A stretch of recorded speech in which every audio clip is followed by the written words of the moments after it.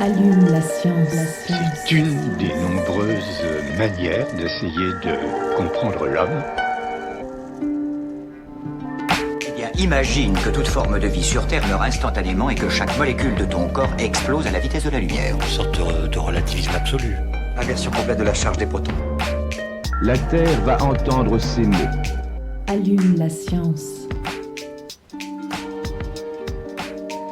Bonjour et bienvenue à tous et toutes dans Allume la science, l'émission qui vous branche chaque semaine sur l'actualité des laboratoires de l'UM et de ses partenaires. En 2022, le peuple iranien, ou une partie du peuple, scandait dans la rue « Femme, vie, liberté ». Un slogan qui pourrait devenir à très très court terme « Femme, vie, liberté et eau ». Tant la ressource en eau, donc dans ce pays du Golfe, se raréfie. Une situation plus que préoccupante sur laquelle les scientifiques tentent d'alerter, comme la population locale qui a manifesté dans tout le pays en novembre 2025, mais est difficile à l'heure actuelle de se faire entendre quand le bruit des bombes recouvre tout. Le problème n'est pourtant pas nouveau, il trouve sa source, si je peux dire, au lendemain de la révolution islamique, en 1979, quand le régime des mollahs inscrit dans la constitution l'objectif d'autosuffisance alimentaire du pays. Cet objectif, que le ministère rebaptisé ministère du djihad agricole n'a jamais atteint, se fera au prix d'une gestion prodigue des réserves d'eau souterraines. Alors l'Iran n'est pas seul dans cette situation, on estime que 60% de la population mondiale vit dans des régions qui devraient connaître une pénurie d'eau et une réduction de la disponibilité en eau de surface d'ici 2050. Mais la fureur de la guerre jette un nouveau coup de projecteur sur ces enjeux géostratégiques particulièrement condensés dans le golfe Persique. Alors à Montpellier, un hydrologue vient de nous le rappeler dans une interview donnée au journal Le Point le 15 mars. Il y évoque le problème de l'eau, mais aussi la difficulté à joindre des étudiants actuellement en Iran ou l'exil de son confrère, chercheur comme Rohala Nouri, avec qui il a publié en 2023 dans Nature Communication un article intitulé « Le déclin de la recharge des nappes phréatiques en Iran ». Avec nous dans le studio, Séverin Pistre. Bonjour. Bonjour Séverin. Donc vous êtes chercheur à Hydrosciences Montpellier. Nous vous avions déjà reçu, mais cette fois-ci on parlait des pharaons et des infiltrations, voilà, dans les tombeaux du pharaon. Donc bon, cette fois-ci le sujet est un peu plus lourd, ouais. Mais on est ravis de vous recevoir à nouveau. Moi aussi. Elle a soif de connaissances, mais elle n'est pas gourde. Elle était facile. Avec moi dans le studio, Aline Perriot. Bonjour Aline. Bonjour Lucie, bonjour tout le monde. Enfin, notre invité de dernière minute sera Nathan Roure et il nous parle du concours qu'on aime beaucoup ici, le MT 180. Allume la science, vous avez le programme, c'est parti. Chargement de l'engin terminé. Nous sommes à 0 moins 60 secondes. 59, 58, 57, 56, 55... Alors Séverin Pistre, pour commencer, on va vous demander des nouvelles de cet étudiant que vous essayez de joindre. Mais malheureusement, j'espère qu'elles sont bonnes, mais je n'en ai pas. J'ai tenté de le joindre, mais ni par messagerie, ni par mail, il ne répond plus. Donc bon, je suis un peu inquiet. Il m'avait rassuré, je crois que la dernière fois que c'était en décembre, il m'avait rassuré, il m'avait dit que tout allait bien. Mais depuis, j'ai malheureusement plus de nouvelles.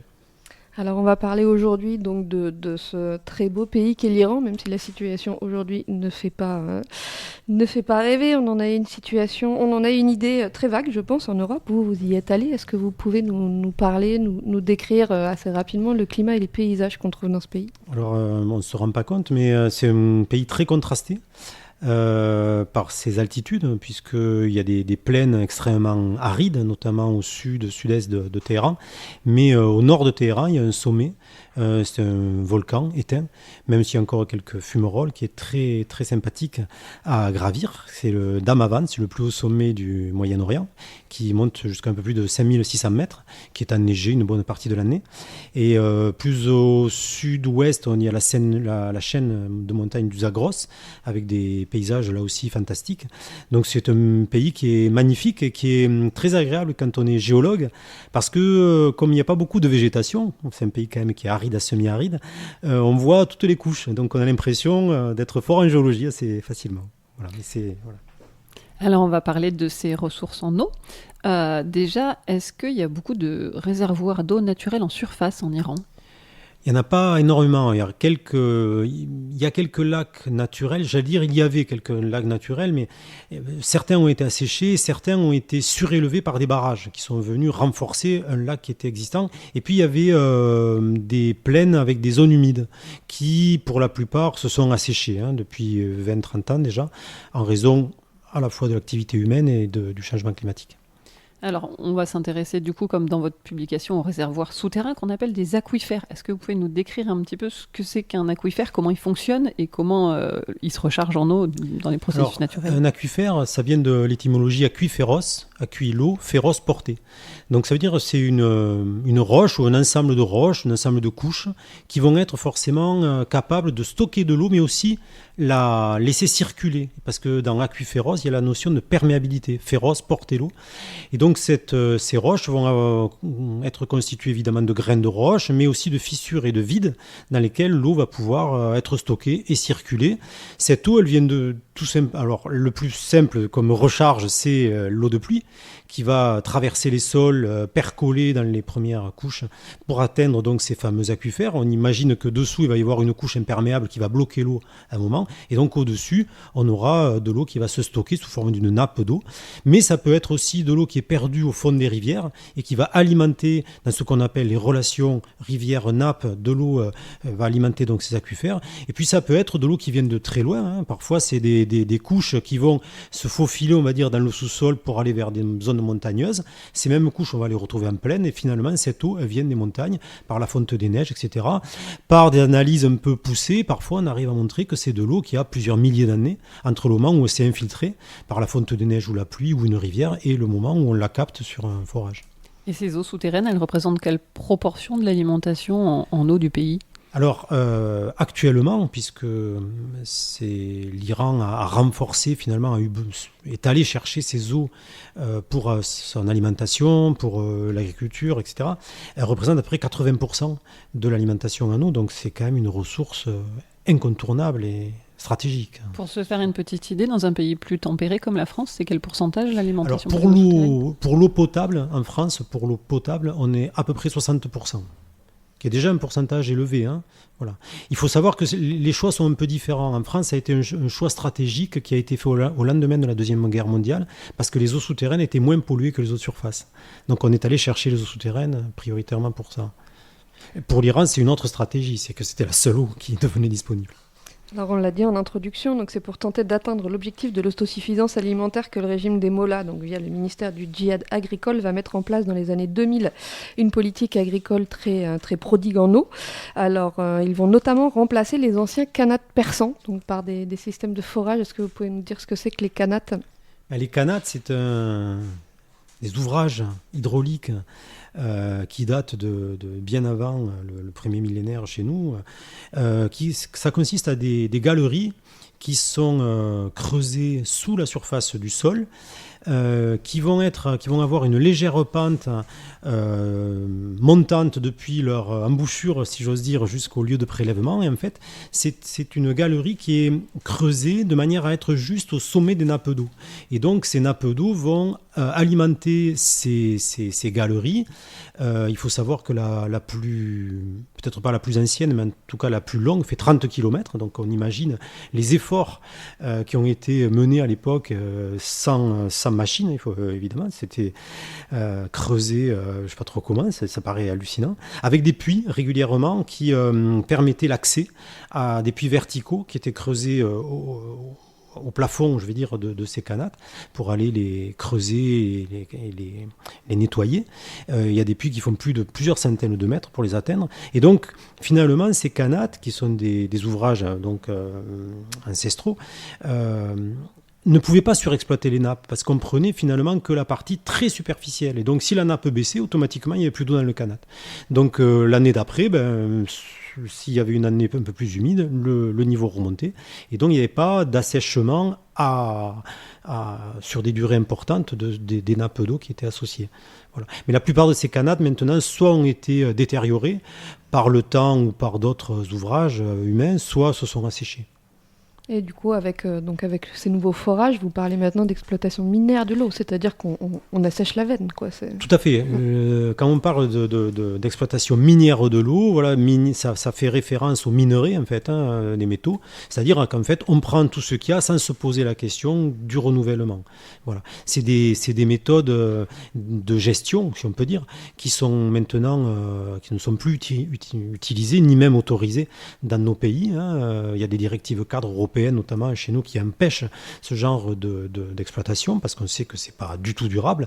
En Iran, ça, malheureusement, ça ne s'est pas mis en place, et donc on arrive à ce qu'on appelle une surexploitation des nappes, c'est-à-dire que la recharge ne compense pas les débits que l'on exploite. Alors justement, cette recharge, en 2023, avec votre collègue iranien Oro Al-Nouri, vous avez voulu l'évaluer dans les bassins hydrauliques iraniens. Il y a 666 aquifères répartis dans une trentaine de bassins là-bas. Alors comment est-ce que vous avez fait ? Vous n'avez pas été prélevé vous-même ou évaluer le niveau de chaque aquifère ? Quelles données vous avez utilisées et quelles méthodes vous avez utilisées pour évaluer cette recharge ? Alors, à ce niveau, il faut bien dire que le ministère iranien de l'Agriculture, dont vous avez parlé, a mis en place une direction de l'eau qui a mis en place un réseau de mesures. C'est-à-dire qu'ils ont sélectionné nombreux forages à travers le pays, et les 666 aquifères que vous avez cités, pour surveiller mensuellement ou journalièrement selon les cas, le niveau des nappes. Et l'idée c'était de regarder à comment évoluer ces niveaux à long terme, sauf que en gros, il y avait des grosses bases de données, mais peu exploitées. Donc là, l'idée de cette publication, justement, ça a été d'utiliser ces bases de données qui n'étaient pas, à la base, c'était une bonne idée, de suivre évidemment, de surveiller ces nappes, de manière à les exploiter statistiquement et regarder ce que devenaient ces niveaux. Et ces données, il y a une petite phrase dans votre article qui dit qu'elles ne sont pas nécessairement fiables. Et vous vous en êtes servi quand même, ou vous avez pu... comment ça fait qu'elles ne sont pas fiables, déjà ? Alors, déjà, il y a deux manières de mesurer ces niveaux. C'est soit quelqu'un qui fait ce qu'on appelle des campagnes manuelles, c'est-à-dire que tous les jours ou toutes les semaines, selon ce qui est, on descend une sonde à l'intérieur des forages sélectionnés comme étant représentatifs de la nappe d'eau en question qu'on utilise, et on va mesurer à quelle profondeur le niveau d'eau se situe par rapport à la surface. Et on va pouvoir rentrer ça dans une base de données. En général, on mesure ça par rapport au nivellement du forage, c'est-à-dire on a l'altitude du niveau d'eau, c'est-à-dire on enlève l'altitude du sol, on enlève la profondeur, on a l'altitude de la nappe. La deuxième manière, c'est de mettre une sonde automatique à l'intérieur qui va être alimentée par une prise ou une batterie, un fil ou une batterie ou une pile, et elle va mesurer la pression d'eau, et donc cette pression d'eau est transformée en niveau. Voilà. On imagine bien que si la colonne d'eau au-dessus de la sonde, qui elle est fixe, augmente, on aura une pression plus forte, donc on peut traduire. Donc évidemment, les données, il peut y avoir des dérives instrumentales, c'est-à-dire que cette sonde, elle peut d'année en année dériver, et s'il n'y a pas quelqu'un au moment pour la recalibrer, pour la recaler, ça c'est assez typique des matériels électroniques, c'est pas uniquement ces sondes-là, donc ça demande des efforts supplémentaires. Il peut y avoir à un moment la pile qui tombe en panne, et donc s'il n'y a personne pour s'en apercevoir pendant un an, ça veut dire qu'on va avoir une lacune de données pendant un an, donc ça devient un peu difficile à exploiter ensuite quand on veut faire des statistiques dessus. Donc après, il y a plusieurs manières de faire, soit, mais ça c'est assez typique de traitement du signal, tous ceux qui traitent des données ou des signaux savent ça. Quand vraiment il n'y a pas de données, on élimine, on ne peut pas faire des statistiques du tout. Parfois il y a des techniques de lissage, c'est-à-dire que si par exemple il manque un mois de données pendant une période sèche, on prend le point de départ et le point d'arrivée et on lisse tout ça pour avoir le point intermédiaire. On peut un peu corriger. Tout dépend de la lacune. Voilà, c'est pour ça que effectivement les données peuvent ne pas être totalement fiables. Alors les résultats de votre étude sont pas bons, clairement, ils sont même particulièrement alarmants. Vous évaluez la diminution de la ressource dans les nappes phréatiques à 35% entre 2002 et 2017 au rythme moyen de moins 3,8 mm par an. Ça semble vertigineux et ça l'est. Oui, ça l'est d'autant plus que la recharge totale, quand on a sur les premières années où on a dans les années 2000, elle était de 40 mm. Donc si on enlève effectivement 3,8 mm par an, c'est gigantesque.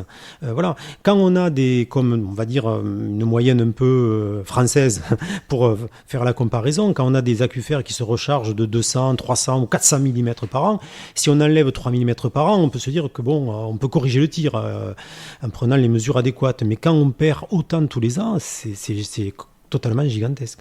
Ouais. Je reviens juste sur le millimètre par an. C'est une lame d'eau. Donc c'est comme quand on met une bassine pour mesurer une pluie. Donc on mesure combien de pluie on a eu. C'est la lame d'eau qui a précipité.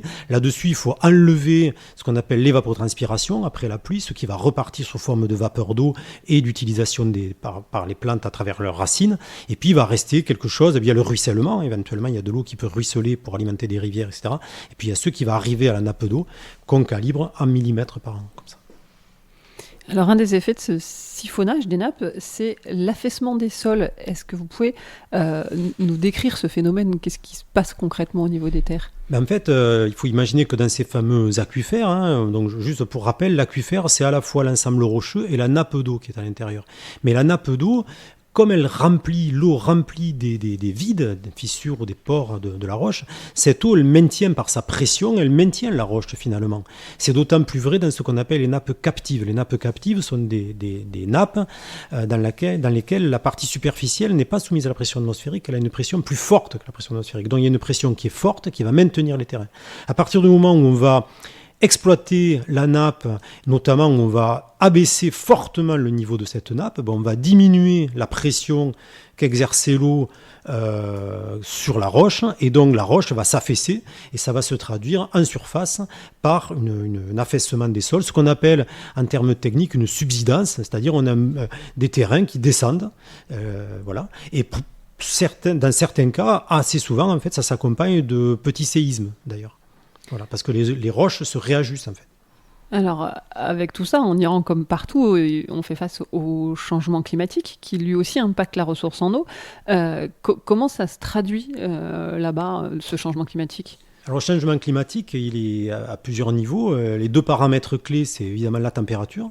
La température, quand on regarde les graphes de température depuis le début du siècle, depuis le siècle dernier, 1900, on s'aperçoit que la température moyenne en Iran, elle a augmenté de 1 degré entre 1900 et 1990. Et depuis 1990 jusqu'au début des années 2020, elle a augmenté de plus de 2 degrés. Donc l'augmentation de température, elle est carrément vertigineuse. Et ça, on le sait parce que c'est ce qu'on appelle l'Iran un hotspot dans les scénarios climatiques. C'est un endroit dont on sait que la température va augmenter encore plus vite que dans le reste du monde, en moyenne. Donc ça, c'est le premier effet. Et donc ça va se traduire par quoi ? Directement par plus d'évapotranspiration. C'est-à-dire il y a plus d'eau qui va repartir sous forme de vapeur, puisque la quantité de vapeur d'eau que peut contenir l'air, elle est exponentiellement liée à la température. Quand on augmente la température d'1 degré, on augmente de beaucoup l'évapotranspiration. Le deuxième paramètre auquel on pense, c'est la précipitation. Et là aussi, si on regarde l'évolution depuis le début du siècle dernier des précipitations, il y a un abaissement, une tendance à la baisse de la précipitation. Donc finalement, il pleut moins et on évapotranspire plus. Donc forcément, il reste moins d'eau pour alimenter les hydrosystèmes et notamment les nappes d'eau. À ça s'ajoutent aussi des événements comme on connaît depuis le dérèglement climatique chez nous, c'est l'occurrence plus forte de périodes de canicule et de sécheresse. Voilà. Je ne sais pas si vous avez lu, mais il y a eu des journées où, par exemple, les gens devaient se confiner chez eux. Oui, il faisait plus de 50. Ouais. Ouais. Alors, on a parlé de l'agriculture tout à l'heure. Dans les autres facteurs anthropiques, il y a la consommation d'eau ordinaire. Et là, on tombe des nues aussi un petit peu. La consommation d'eau par les citoyens iraniens, elle est faramineuse aussi. Tout à fait. Elle est plus forte que le français moyen ou que le montpelliérain moyen.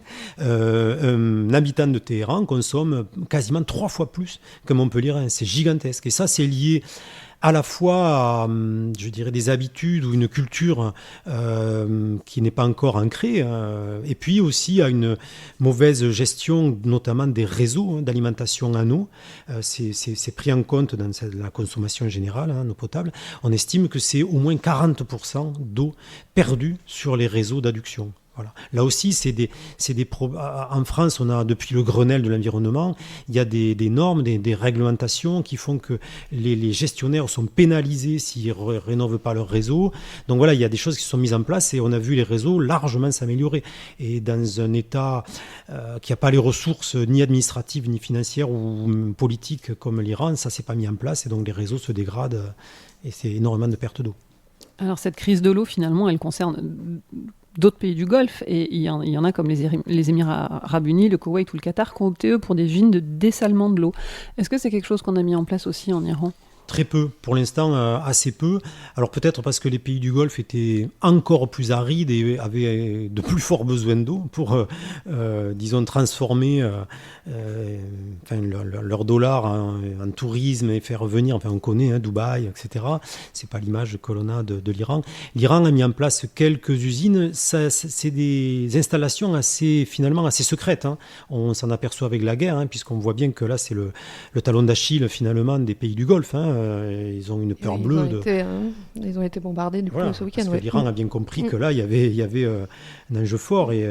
Mais pour l'Iran, c'est nettement moins. C'est unique quelques pourcents qui est fourni par les usines de dessalement, alors que dans le cas des pays du Golfe, c'est 80 à 90% de l'eau qui viennent de ces usines de dessalement. Donc extrêmement plus fragile que l'Iran là-dessus. Alors, dans les solutions proposées par le régime des Mollahs, on a des propositions donc complètement, qui nous semblent en tout cas complètement farfelues.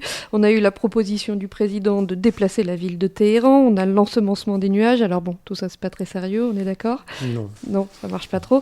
La recharge artificielle des nappes phréatiques, qu'est-ce qu'il faut en penser ? La recharge artificielle. Alors, il y a beaucoup de laboratoires qui travaillent dessus.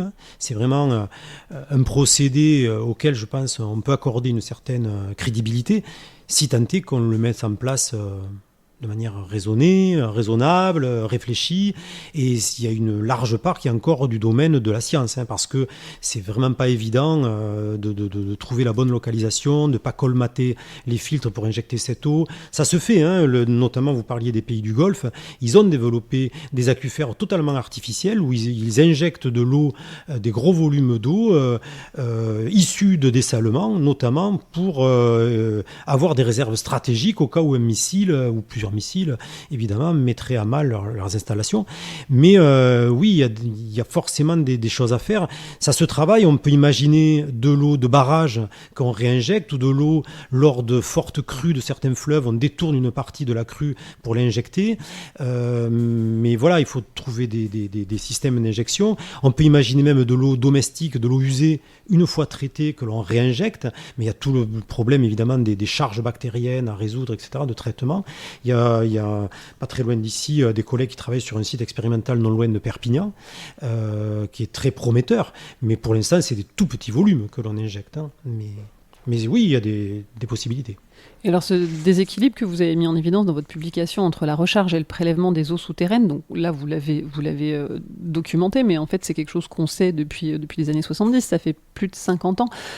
Est-ce qu'il y a depuis par le gouvernement des mesures qui ont été prises pour éviter que la situation ne s'aggrave ? Oui, le gouvernement iranien avait interdit, par exemple, des zones de foration, c'est-à-dire sur certains aquifères, ils avaient dit la situation est telle qu'on ne va plus faire de forage. Ou alors on va, sur d'autres, limiter les forages, ou on va limiter les débits. Mais en fait, tout cela n'a pas tenu bien longtemps pour des raisons, d'après ce que je sais, de corruption, d'urgence, d'un État qui administrativement n'avait pas les moyens de contrôler tout ça. Et donc, ça n'a pas servi à grand-chose. Alors, vous avez parlé de votre collègue dans cette publication du Point, donc Roland Nouri, qu'on a cité plusieurs fois. Donc lui, il est parti s'exiler en Chine, et vous dites parce que ses recherches étaient devenues trop sensibles. C'est un point de propagande de l'État. Enfin, il ne faut pas parler de ça en Iran ? L'Iran, en tout cas, comme vous l'avez indiqué, il y a eu des manifestations, mais il y a eu aussi des manifestations sur l'eau, notamment des habitants des grandes villes se retrouvaient avec des coupures d'eau. à des moments, et donc et certaines dans d'autres petites villes n'ont plus d'eau du tout. Donc les habitants eux-mêmes ont vu cette dérive et cet affaissement des ressources en eau. Donc il y a eu des manifestations qui ont été bien évidemment moins réprimées, et tant mieux, hein, que les manifestations qui ont eu lieu plus tard, malheureusement. Mais forcément, pour le gouvernement, il voit là un angle d'attaque de déstabilisation à travers l'eau, parce que c'est là on touche au quotidien. Et donc forcément, en mettant le doigt sur une politique de gestion qui n'est pas à la hauteur, ou en tout cas qui n'a pas... de faillite hydrique. Voilà, qui n'a pas anticipé tout ça, forcément le gouvernement iranien craint qu'il y ait des manifestations et qui soient encore une fois déstabilisés à travers ce problème d'accès à l'eau. Oui. Donc, et c'est regrettable parce que j'ai pu le noter à la fois en recevant ce professeur iranien et puis ces étudiants qui sont très bien formés. C'est de très bons scientifiques, hein, vraiment brillants. Donc il y a une perte finalement, ou en tout cas c'est dommage que leur avis ne soit pas suivi, parce qu'ils ont les moyens intellectuels et les compétences scientifiques pour mettre en œuvre des solutions, très certainement. Mais ça veut dire un changement de paradigme allant jusqu'à la corruption, etc. Il faut éliminer tout ça, et ça, j'imagine que c'est bien ancré. Donc forcément, quand on touche à l'eau, on met en évidence que la politique n'a pas été bonne, hein, alors qu'il y avait tous les moyens pour la mettre, puisque je vous dis, il y a eu des suivis qui ont été quand même bien réalisés, ils ont les scientifiques derrière, mais c'est, je veux dire, d'un point de vue politique que ça n'a pas suivi, clairement. Un grand merci à vous, Séverin Pistre, pour cet éclairage sur l'Iran passionnant. Merci pour votre confiance. Pas très optimiste, mais passionnant. Pas trop. Merci. Et j'accueille maintenant Nathan Roure de la direction de la communication qui nous parle aujourd'hui d'un rendez-vous qu'on adore à Allume la Science, c'est le concours MT 180. Bonjour Nathan. Bonjour Lucie. Comment tu vas ? Ça va très bien et toi ? Très bien. Alors, petit rappel pour ceux et celles qui seraient passés à côté, le MT 180, qu'est-ce que c'est ? Alors, ma thèse en 180 secondes, souvent appelée MT 180 comme tu viens de le dire, c'est un concours de vulgarisation scientifique où le principe il est assez simple mais très exigeant, puisque des doctorantes et des doctorants doivent présenter leur sujet de thèse en moins de 3 minutes ou 3 minutes exactement, pas une de plus et avec une seule diapositive. L'objectif, c'est de rendre compréhensible un travail de recherche parfois très pointu à un public non spécialiste. C'est donc un exercice à la fois scientifique et pédagogique, mais aussi un vrai défi d'expression orale. Alors le rendez-vous dont on parle aujourd'hui, là, ça va être la finale locale. Qui peut y participer ? Alors cette finale régionale, elle réunit 20 doctorantes et doctorants issus des universités et des établissements de recherche d'Occitanie. Ce sont des jeunes chercheurs en cours de thèse, sélectionnés après des phases de présélection, puis accompagnés à la prise de parole et à la vulgarisation scientifique. Ils viennent présenter des sujets très variés, allant de la santé, l'environnement, les sciences humaines, le droit ou encore la physique. Et toutes ces matières et ces domaines, c'est ce qui fait toute la richesse de la finale. Et ça se passe où ? Alors la finale régionale Occitanie de MT 180, elle se tiendra le 2 avril 2026 de 18h à 20h sur le site Vauban de Nîmes Université. C'est un moment pensé comme un véritable événement, à mi-chemin entre une conférence scientifique et un spectacle, avec un jury, mais aussi un public qui sera présent dans la salle. Et alors si on veut y assister, comment on fait ? C'est très simple, pour y assister, l'événement il est ouvert au grand public sur inscription gratuite. Toutes les informations et les inscriptions sont disponibles sur le site de l'Université de Montpellier ainsi que sur le site du Collège doctoral. Merci beaucoup Nathan, un petit mot pour finir ? Oui, j'aimerais juste rajouter que ce qui est intéressant avec ma thèse en 180 secondes, c'est que ça permet de voir la recherche autrement, de manière vivante, accessible, avec même une touche d'humour. On découvre des sujets auxquels on ne penserait pas forcément et surtout on comprend en quoi la recherche elle peut avoir un impact très concret dans nos vies. Merci beaucoup. Et on se revoit peut-être alors à la finale de MT 180. On s'y voit, sans problème. Le 2 avril 2026 de 18h à 20h, c'est ça ? Je me trompe ? Ça. C'est ça, parfait. Allume la Science, c'est fini pour aujourd'hui. Un grand merci à Alice Rollet pour la réalisation de cette émission. On se retrouve la semaine prochaine et d'ici là, restez branchés.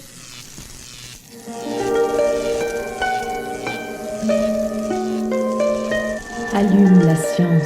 C'est une des nombreuses manières d'essayer de comprendre l'homme. Imagine que toute forme de vie sur Terre meurt instantanément et que chaque molécule de ton corps explose à la vitesse de la lumière. Une sorte de relativisme absolu. Inversion complète de la charge des protons. La Terre va entendre s'aimer. Allume la science.